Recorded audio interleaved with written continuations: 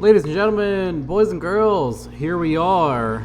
I decided to throw the camera up in the corner for this historic event. Check out that hat head. Oh man, that's fucking nice. Anyway, here is the replacement 4.8. The sabotaged 5.3 punched over disaster is in the Mustang right now with the intake manifold sitting on top of it.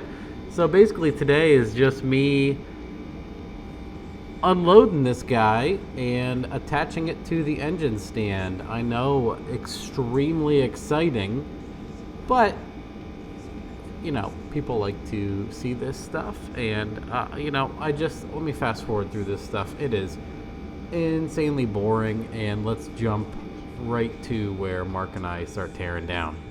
All right, cue up the Benny Hill music. We stretch out this foldable stand from Pep Boys. My beautiful wife bought me. I had always borrowed these, believe it or not, up until this occasion where she had purchased this one.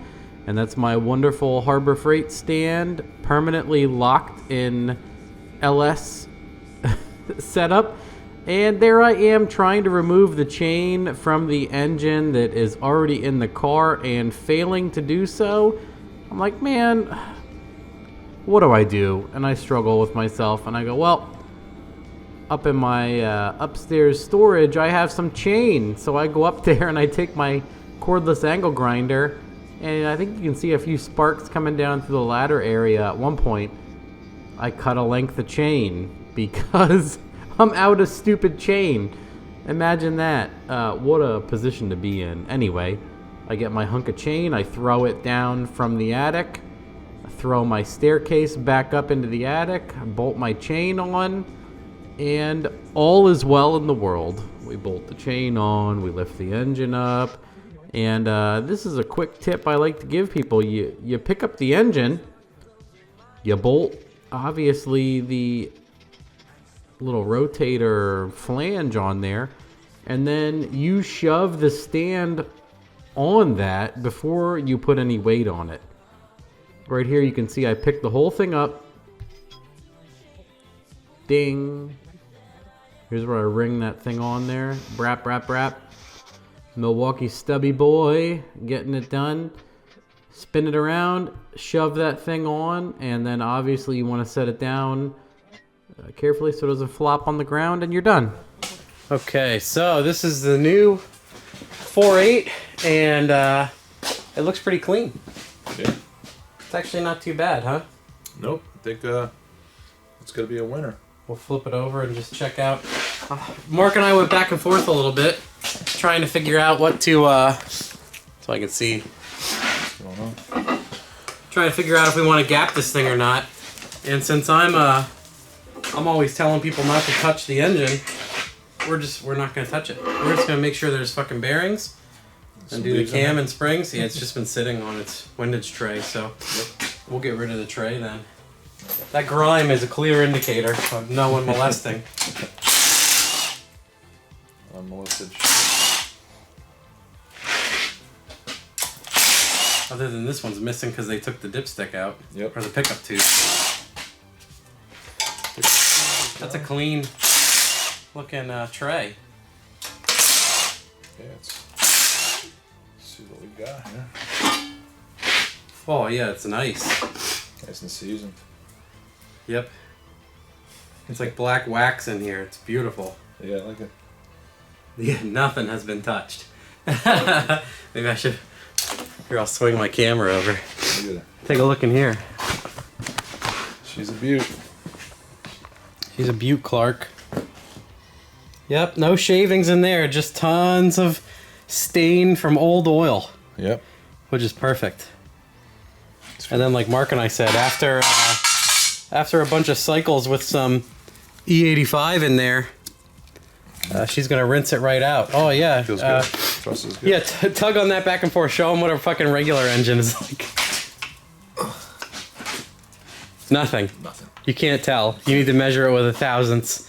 You need a dial indicator. You can't feel Yep. it. Yeah, the other one, clunk. Okay. You can watch it move. It was like, I'm gonna do that from now on when I buy a motor. Is grab the fucking balancer and yank on it. There you go. If it does that fucking clunk, guys, she's a no-go.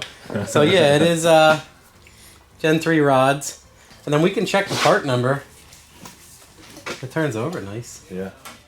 Okay, so ladies and gentlemen, I did check the part number on the crank. This is absolutely a 4.8 liter. No mistaking that. So what we're doing here is we're just pulling a rod bearing just to investigate, and we're not going to pull mains at all because of how tight the thrust is.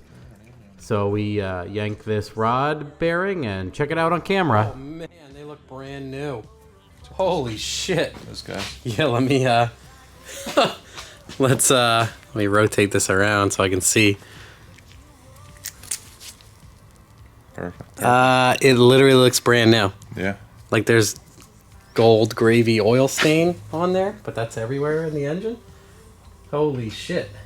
It's fucking incredible. Yeah, that's why you don't touch them. That thrust is tight as can be. Mm-hmm.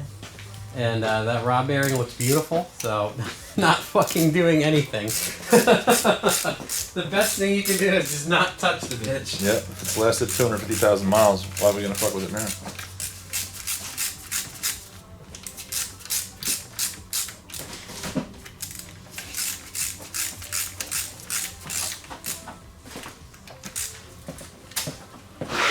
Torque it back in. That's how it normally is. Totally fucking unexciting. Yeah, it's beautiful. You want to pull a main or fucking leave it? I don't even think I want to wiggle one out. They're a pain in the ass to get to. Yeah, I don't think it's worth it. I mean, it looks. I trust her. Yeah. Nice and dirty timing cover. I trust it. Yeah. She had a happy life. Pull the cam. We'll see if Sure. any of the lifters are fucking totally washed out. But yeah, when everything's that dark, I mean, oil has been in this engine for a long time. Yeah. Foot-pounds. Getting fancy, guys. I'm going right to 51. Fancy torque wrench. Yep, it always ends up about 51 pounds. Does it? The GM spec.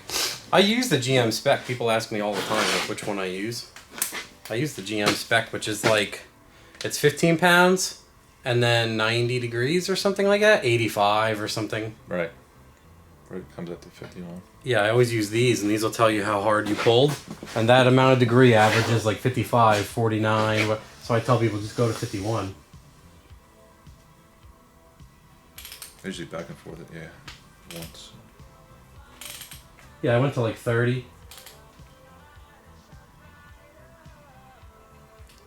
40-ish, and then I'll go 51 and 51.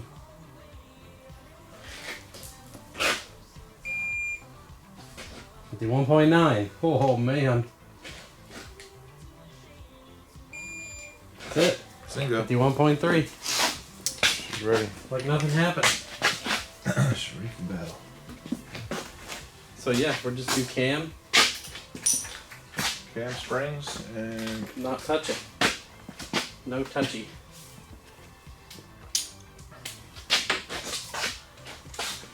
leave the stock timing chain on. Yeah, I always do. Even my truck, that's in my truck engine, it's in Gix Aspen still. Stock timing chain, 250K. I rinsed that thing out with diesel fuel. Yep. The whole engine. I bent rods in it a bunch of times, put it back together, put it back together. I think I swapped the timing chain on it at one point because people were talking about the timing chain, and I put another used one in. You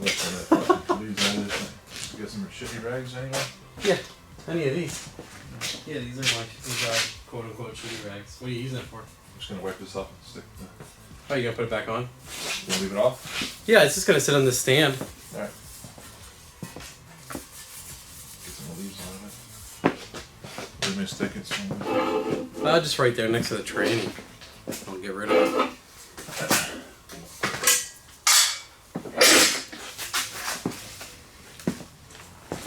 I should leave it upside down probably to do the cam, so I don't have to worry about the lifters. Yeah. Sure, that's what I always tell people to do.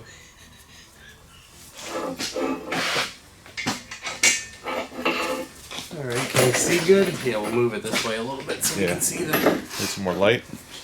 Nah, probably good. The camera has really good low light. I never turn on any lights for it. It's a beast. Zip the water pump off. That's good.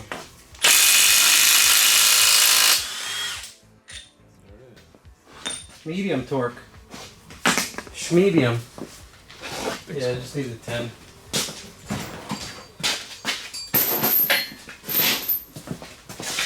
Everyone's triggered on my 10mm comment.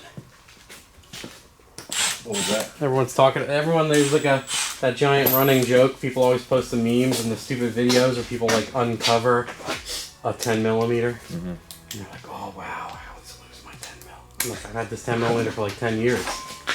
Never once have questioned where it was. I don't know how people lose. I don't get the joke. Everyone's like, that's so funny, and I'm like, I'm so fucking tired of it. So I was talking shit on everybody about losing their 10mm when I did an update. People were asking about updates for this. So probably be glued on still. Oh, there she goes. Look at that. It's like a little leak. Looks like they put a little bars. Yeah, that water pump shot. I'm glad I have the other one. Knock the fucking Yeah. frost off it. It's like a boat. Get my puller. Jeez.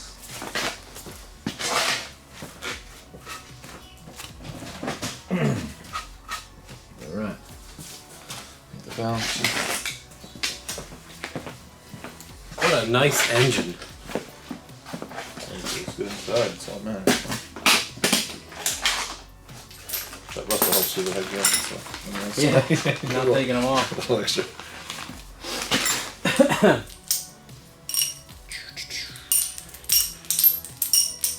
Literally, all I do is talk shit on telling people not to let the magic out, so not gonna let it out. Even though I'm gonna lean on it. Yes, we are. I think I can go. Maybe the last time we see those rods in one piece. You got the, that guy? This guy? Yep.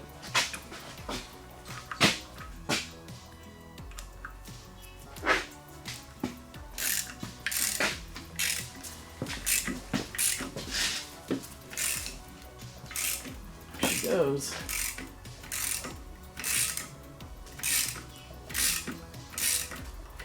Everyone's like, just rent the shitty one and break it 3 times. Buy the $29 one at Tractor Supply. And I'm like, this one's $50 and I've taken balancers off with it for 10 years. Yeah. Just buy this Don't one. torture yourself. Even if it was $100, it's worth it. Yeah. It doesn't even try.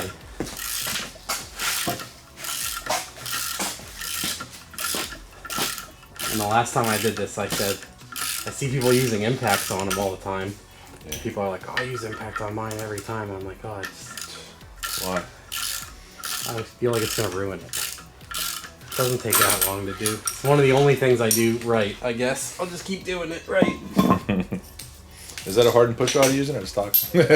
Oh, actually, my friend had one of these and lost, couldn't find the rods. Right. And we did use old push rod. Yeah. You can. People joke about that, but we did it. It's almost the same length. Yep. If one's too long or whatever, you just cut it. Yeah. Oh man, look at how beautiful this crank is.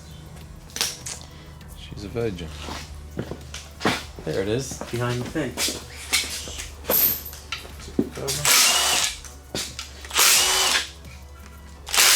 Look at this nice paste. It's a beautiful thing. This is what you should be seeing, ladies and gentlemen. What you want to see, you don't want Should be really grimy. someone else was in there, you want to fucking ditch it like Lots of schmutz. Oh, that's a beautiful color. That is. That's like when you look at like finely aged alcohol. Yeah, it looks like the oil was changed every Oh, yeah. 30,000 or so. Oh man, this thing's nice. Yep, looks good. Nice and slacky. Not Yep. too bad. Yeah. That's totally normal in my opinion. Yeah, it'll stay on. I think maybe we might do the. Should we do the oil pump thing? I never do it. shim the oil pump with like an 1/8 inch thing and you get a little bit better oil pressure? No. I never do it. People play all sorts of games. Fucking leave it. Alright. Let's see if the O-ring... Oh man, that's beautiful. That nice dark coloring. I can't even... Oh, there's the timing mark. I have this OCD thing where I like to line it up before I take it apart. Yep. Don't know why. Do you do that? I do.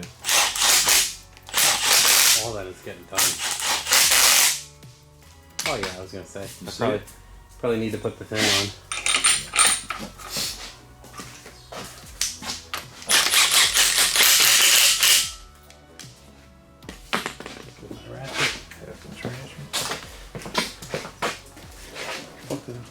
Oh, I gotta flip it over and knock all the rockers loose. Mm-hmm. That's what I was gonna do. Alright, spin her around. That's why I was turning it over. Take all the 8 mils out. Oh. There's no straight. Okay. It's stupid. Come on. I gotta move forward a little bit.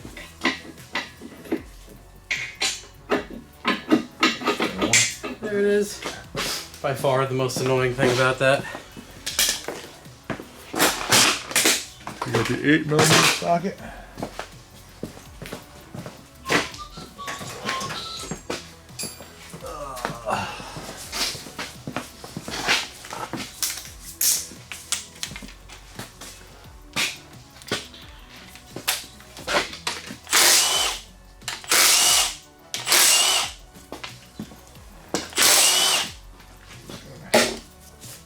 Oh yeah. Dark chocolate over here. Willy Wonka? Fudge. So we call it the Willy Wonka? One side's always dirtier than the other. They're both pretty sludgy. Yeah. See, the only reason I might go back on my word, the only reason I might pull the heads off and gap the rings is because the rings might be like sludgy, like totally stuck. Yeah. And you want them to move. So I may go back on my word. Don't do it.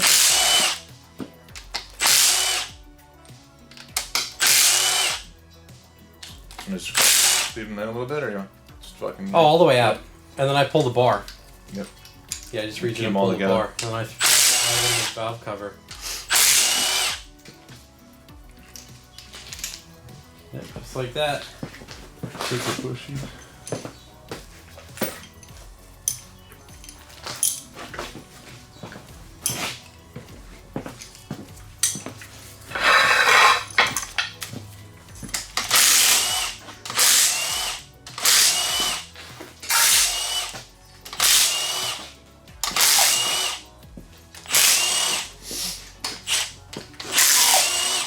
Whoa.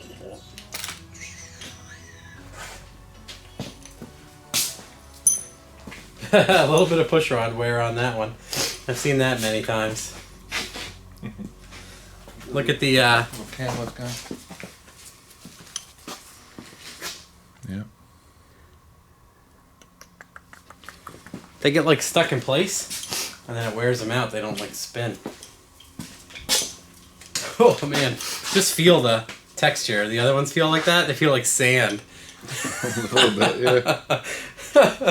Oh man, they're nice. Alright. Yeah, that side's a lot crustier than that side. Yeah, one side's always more. It's because of the way the evap system or the evac the crankcase works.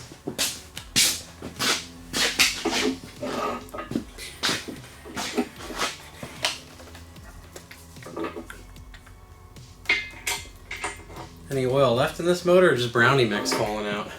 Yeah, just crust coming off. Brownie mix. Alright.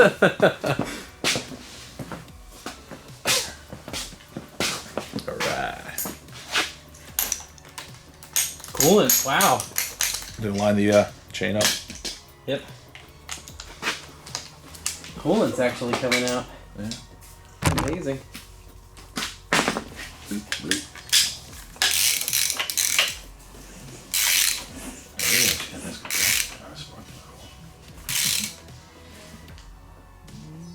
Can't really see.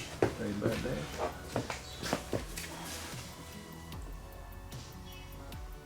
Yeah, good enough. Good enough for who it's for. It's close.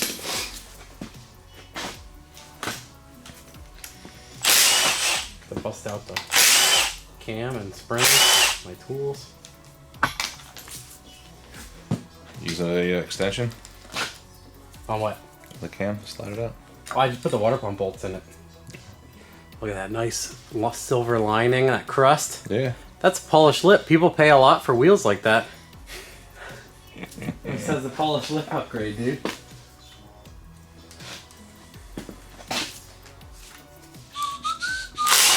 But there's Yeah. a gasket on this plane. Yeah, I was just gonna say.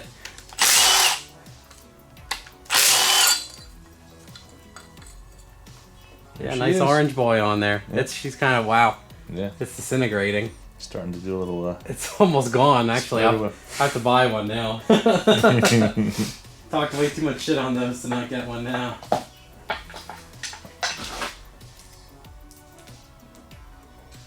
Alright, yeah, I just put the water pump bolts in. It works great for a handle.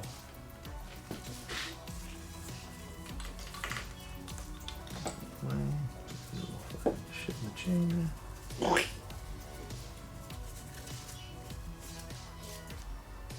Oh man, that's tight.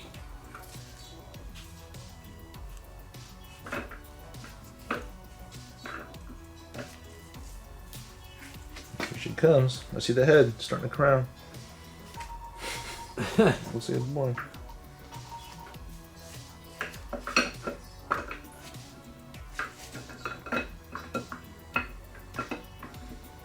All the burns are staying in the fucking motor. That's good. Yeah. Okay. All the lobes are on. They just have Yeah. lots of wear. Don't look at the cam burns. Just leave Lots it. of life. Yeah, just fucking plug that thing Stuff quick. that. Yeah, it looks like just tons of miles and not enough oil changes. Yep. As usual. Workhorse. Alright, I'll dig out the other cam and everything. I'll shut it off for now. Okay. It'll take forever. Alright, I got my Back in action here. Elgin Performance Camshaft. Does it say anything on the outside at all? No, this one, it was gonna get a label. It was gonna say This was gonna go to Trick Flow. See, it comes with a TFS card. See, Elgin cuts the cams for Trick Flow. So this, I've gotten ones with not TFS branding on it and everything else in between, so. Yep. And they just come in the box, hanging out, sitting there. So, And she goes. bloop.